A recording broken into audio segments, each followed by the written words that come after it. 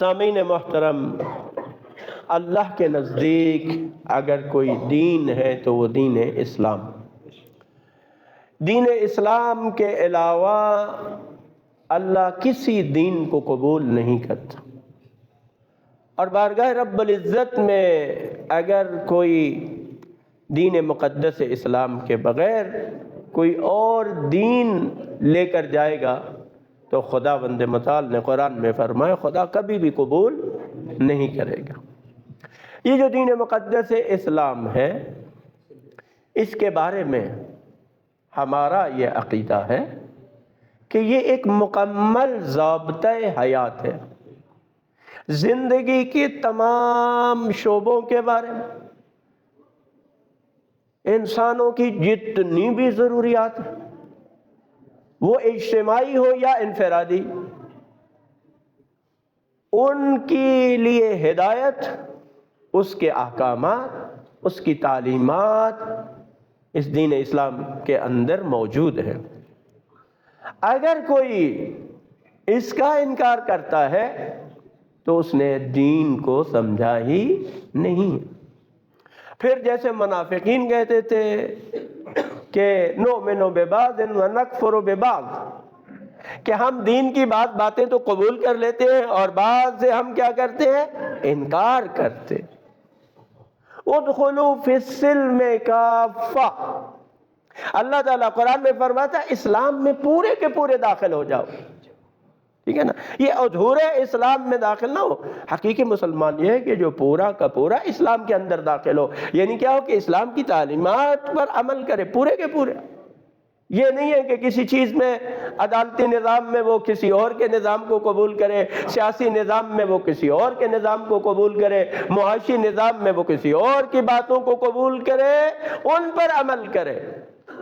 یہ نہیں ہے، یہ اسلام یہ کسی سے قابل قبول نہیں ہے، ٹھیک ہے؟ دیکھیں، آپ نے ایک اصطلاح سنی ہوئی ہے سیکولر، ٹھیک ہے؟ سیکولرزم، سیکولر ملک کیا ہے؟ بعض ممالک سیکولر ہے، ٹھیک ہے؟ ویسے انسان بھی سیکولر ہے، ٹھیک ہے؟ عام طور پر آپ شاید ہو کہ سیکولر وہ ہوتا ہے جو بے دین ہو، نہیں، بے دین کو سیکولر نہیں کہتے۔ سیکولر کسے کہتے ہیں؟ سیکولر جو نظام ہے یا کوئی فرد ہے جس کا نظریہ، وہ یہ ہے کہ دین کا تعلق انسان کی فقط ذاتی امور کے ساتھ ہے، جو انسان کے اجتماعی امور ہیں ان میں دین کا تعلق نہیں ہے، ٹھیک ہے؟ یہ سیکولر ہے۔ میں نے پہلے بھی کہا، انگلینڈ میں آپ چلے جائیں، امریکہ میں چلے جائیں، جرمنی میں چلے جائیں، وہاں آپ کو مساجد بھی ملیں گی، جمعہ بھی ہوتا ہے وہاں پر، اور مسلمان زندگی بھی گزارتے ہیں، مسلمانوں کا کوئی مر جائے اس کا جنازہ بھی ہوتا ہے، انہوں نے مسلمانوں کے الگ سے قبرستان بھی دیے ہوئے ہیں، شادی بیاہ ہو آپ اپنے رسم و رواج کے مطابق، اسلام کے مطابق آپ نکاح کریں، شادی کریں اور اس میں رہیں، اور ابھی خیر پردے کے بعد مسائل ہیں، لیکن ویسے عمومی اجازت ہے، کوئی خاتون پردہ کرنا چاہتی ہے پردہ کرے، نہیں کرنا چاہتی نہ کرے۔ عزاداری کے ہیں، اب مجالس کا سلسلہ ہوتا ہے، جلوس نکلتے ہیں، ٹھیک ہے؟ حتیٰ بعض جگہوں پہ ذوالجناح بھی لوگ نکالتے ہیں، ٹھیک ہے؟ یعنی اسی طرح ہر ایک کو، ہندوؤں کو اپنی آزادی ہے، روڈ کے اوپر ان کے مندر بنے ہوئے ہیں، کوئی جائے اور جا کے جو ہے نا وہ پوجا پاٹ شروع کر دے، کوئی مسئلہ نہیں ہے۔ اس طرح عیسائی کلیسا ہے، روز لوگ گزر بھی جاتے ہیں۔ تو پھر ہم ان کو سیکولر کیوں کہتے ہیں؟ اگر یہی چیزیں دین ہے تو وہ تو وہاں پہ بھی ہو رہی، تو اس لحاظ سے تو وہ بھی دینی ممالک ہو گئے۔ جب سب کہتے ہیں، وہ بھی کہتے ہیں ہمارا نظام کیا سیکولر ہے، ٹھیک؟ انہوں نے کیا ہے کہ انہوں نے اجتماعیات سے، معاشرے سے، ملکی معاملات سے دین کو نکال دیا ہے، یہ سیکولرزم۔ اگر کوئی مسلمان بھی ہوتے ہوئے وہ یہ سمجھتا ہے کہ دین کا تعلق فقط نماز اور روزے اور مسجد کے ساتھ ہے، یہی ہے کہ میری جو رسومات ہیں، مروں تو میری رسومات کیسے ادا ہوں، شادی ہو تو رسومات کیسے ادا ہوں، یہ اسلام کے مطابق جو ہے وہ ہو جائے، یہی دین ہے، تو معاف کیجئے گا یہ دیندار نہیں ہے، یہ سیکولر ہے، یہ انسان سیکولر ہے۔ اسی کو سمجھنے کی ضرورت ہے میرے دوستوں۔ کہ دین کا کنسیپٹ کیا ہے، دین ہمیں کیا بتاتا ہے، دین کی تعلیمات یہ ہیں۔ اس لیے اس کا یعنی یہ بہت سارے لوگ ہم میں سے شاید 90% نہیں سمجھتے دین کی باتوں کو، لہٰذا اگر ہم کوئی دین کے حوالے سے بات کریں وہ کہتے ہیں یہ تو سیاسی بات ہو گئی۔ بھائی آپ دیکھیں نبی کریم صلی اللہ علیہ وآلہ وسلم نے مدینہ پہنچ کر کیا قائم کیا ہے؟ اسلامی ریاست قائم کی ہے، حکومت قائم کی ہے، حکومت کے تمام شعبے اس میں تھے۔ اس کے بعد آپ دیکھیں، اور ہمارا اپنے دوسرے بھائیوں سے جھگڑا ہی ہے، ہم کہتے ہیں کہ بعد از نبی کریم صلی اللہ علیہ وآلہ وسلم حکومت کا جو سربراہ ہے وہ امیر المومنین علیہ السلام کو ہونا چاہیے، ان کے بعد امام حسن مجتبی اس کے حقدار ہے، اس کے بعد امام حسین علیہ السلام اس کے حقدار ہے، وہ حکومتی سربراہ ہو سکتے ہیں، معاشرے کے سربراہ ہو سکتے ہیں، معاشرے کے رہبر و قائد و رہنما ائمہ علیہ السلام۔ اور ان کے بعد بھی پھر ایک سلسلہ ہے، مجتہد، جامع الشرائط، ولی فقیہ، اس کو حق ہے کہ وہ معاشرے کی سربراہی کرے اور لیڈ کرے معاشرے کو، ٹھیک ہے؟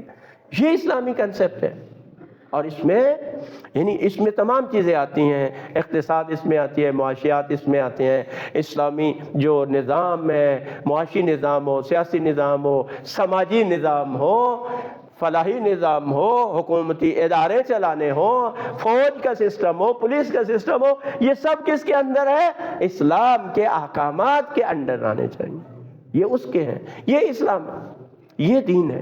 اگر کوئی اس کے علاوہ کنسیپٹ ہو کسی کا، اگر کوئی مولانا بھی مثلا یہاں پہ کھڑا ہوا بھی اس کا بھی یہ نظریہ ہو کہ دین جو ہے فقط نماز روزے تک محدود ہے، تو اس ابا کبا اور امامے کے اندر بھی یہ سیکولر ہے، یہ سیکولر ہے، دیندار اور صحیح اسلامی نہیں ہے۔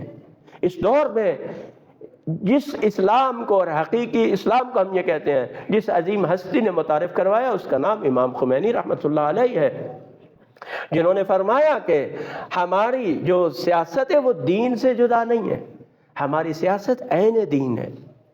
اور یہ جو ہے نا یہ اجتماع ہے نماز جمعہ، ٹھیک ہے، اس کو جوڑ، یہ جو عام مروجہ سیاست کا مفہوم ہمارے ذہنوں میں چونکہ یہ گندی سیاست ہے تو اس لیے ذرا مشکل لگتا ہے کہنا بھی اور سننا بھی کہ یہ جو حقیقی اسلامی سیاست ہے، میں اب اس کی بات، یہ اجتماع دینی سیاسی اجتماع ہے اسلام کا، نماز جمعہ کا اجتماع دینی اور سیاسی اجتماع ہے اسلام کا، ٹھیک ہے۔ اس میں کیا ہے؟ پہلی بات ثبوت کیا ہے؟ نمبر ایک یہ ہے، نماز جمعہ میں جو امام جمعہ ہوگا اگر اسلامی حکومت قائم ہے تو سب سے پہلے کون پڑھائے گا؟ اسلامی سربراہ پڑھائے گا، جو حکمران ہے مرکز اسلام میں جمعہ وہ پڑھائے گا، یا جس کو وہ تعین کرے گا۔ اسلامی اگر حکومت ہو جیسے ایران کے اندر ہے تو وہاں کے جتنے بھی نماز جمعہ ہوتے ہیں ان نماز جمعہ میں امام جمعہ کو منصوب کون کرتا ہے؟ ولی فقیہ کرتا ہے، خود سے کوئی بھی شخص جمعہ نہیں پڑھا سکتا اگر اسلامی حکومت قائم ہو، جب تک حاکم شرع جو اسلامی حکومت کا حاکم ہے سر وہ اس کو اجازت نہ دے یا اسے نصب نہ کرے۔ تو یہ کیا ہو گیا؟ سیاسی ہو گیا نا، کہ بھائی اسلامی حکومت کا سربراہ اس کو کر رہا ہے۔ نمبر دو کیا ہے اس میں کہ جو دوسرا خطبہ ہے اس میں واضح احکامات موجود ہیں کہ اس میں خطیب جمعہ مسلمانوں کو حالات حاضرہ سے آگاہ کرے، مسلمانوں کے مسائل سے آگاہ کرے، مسلمانوں کو خطرات سے آگاہ کرے، جو چیزیں معاشرے کے لیے نقصان دہ ہیں ان سے وہ آگاہ کرے۔ اگر یعنی ہم اس جمعے کو صرف رسم نہیں ہے کہ ہم آئے نماز پڑھی اور اس کے بعد جو ہے وہ ہم چلے، ہم نے عبادت جو ہے وہ انجام دے لی، بہت سے لوگ اس کو رسم سمجھتے ہیں۔ میرے دوستو اس کے فلسفے کو سمجھیں، روح نماز جمعہ کو سمجھیں، یہ ہمارا آنا یہ جسم ہے، روح اس میں کیا ہے کہ امام جمعہ تقویٰ کی تاکید کرے، دین کی باتیں انہیں بتائے، ہدایت کی باتیں انہیں بتائے، اور ساتھ ان کو حالات حاضرہ سے بھی آگاہ کرے، مسلمانوں کے مسائل سے، سازشیں مسلمانوں کے خلاف کیا ہو رہی ہیں اس کے خلاف جو ہے وہ آگاہ، حتیٰ امام جمعہ کے لیے ہے کہ وہ حکومتوں کو بھی کہہ سکتا ہے، اگر حکومتی کوئی خرابیاں ہیں ان کو نصیحت کرے، حکمرانوں کو نصیحت کرے۔ تو وہ کیا ہے؟ افضل الجہاد کیا ہے؟ یہ اخباروں پر نا ایک جملہ لکھا ہوتا ہے اس کی شروع میں کہ افضل الجہاد کیا ہے؟ کہ ظالم و جابر کے سامنے کلمہ حق کہنا، یہ کیا ہے؟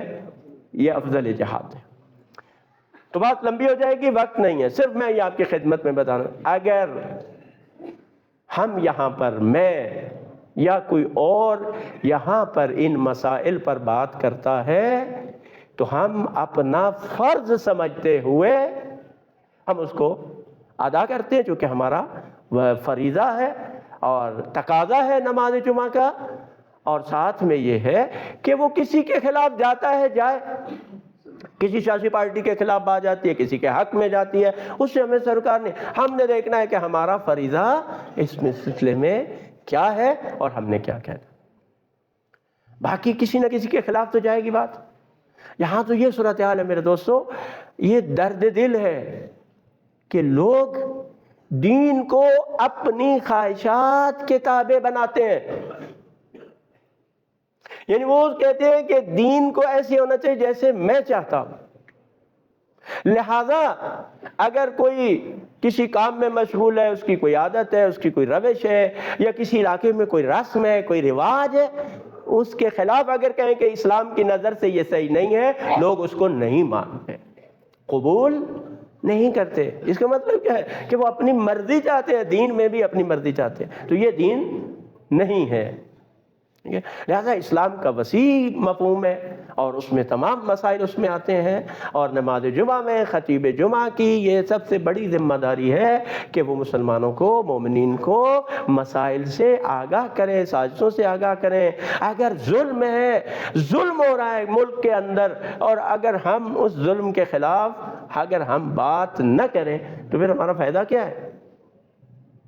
ٹھیک ہے، کوئی نا انصافی ہو رہی ہے، انصاف کا قتل ہو رہا ہے، انسانوں کے حقوق پامال ہو رہے ہیں، ہماری نسلوں کو غلام بنایا جا رہا ہے، ہمارے حقوق کو سلب کیا جا رہا ہے، اگر اس پہ بات نہ کی جائے تو پھر کیا فائدہ ہمارا؟